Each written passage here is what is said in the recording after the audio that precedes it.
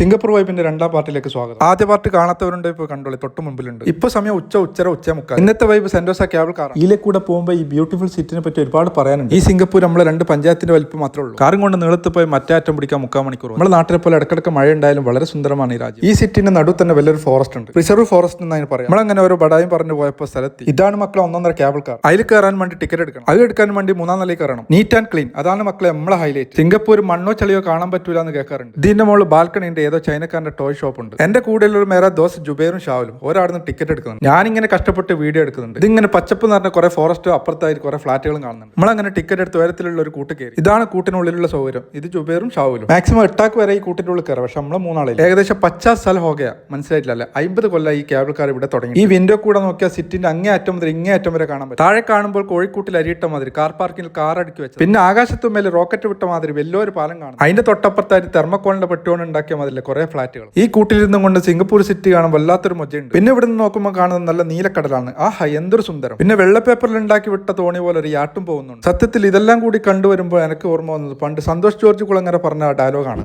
ഇതൊന്നും കാണാതെ ഞാൻ മരിച്ചു പോയിരുന്നെങ്കിൽ എന്താകുമായിരുന്നു സ്ഥിതി. ഇതാണ് നൈറ്റ് വൈബ്. ആ കൂട്ടിയിരുന്ന് കൊണ്ട് നൈറ്റ് വൈബ് കാണുമ്പോൾ എനിക്ക് എന്താണ് ഓർമ്മ വന്നറിയുമോ? ശരിക്കും പറഞ്ഞാൽ കടപ്പുറം കടൽക്കരക്ക് തീയിട്ട മാതിരി ഉണ്ട്. ഇതിൽ നോക്കുമ്പോൾ അങ്ങേത്തലയില്ല മഞ്ഞ വെളിച്ചം കാണാൻ നല്ല ചേലുണ്ട്. അങ്ങനെ സമയം രാത്രി ആയിക്കൊണ്ട് വരും. അങ്ങനെ ഞങ്ങളെ ഭൂമിയിൽ ഇറങ്ങി. ജുബൈർ അപ്പം പറഞ്ഞു ചവിട്ടുന്നിടത്തുള്ള ലേറ്റ് എത്തുന്നത്. ഞാനൊന്ന് നോക്കി. അതും കഴിഞ്ഞ് നേരെ റൂമിൽ പോയി ഒന്ന് ഫ്രഷ് ആയി 2 പേരെ കാണാൻ ഇറങ്ങി. ഇന്ന് നമ്മളെ നാട്ടുകാരനും കൂട്ടുകാരനുമായ ഷാഫിയും മറ്റൊന്ന് അനീഫയും. അപ്പം നമ്മളെ വീഡിയോ ഇഷ്ടപ്പെട്ട ചാനൽ ഫോളോ ചെയ്യാൻ മറക്കല്ലേ. ടാറ്റാ.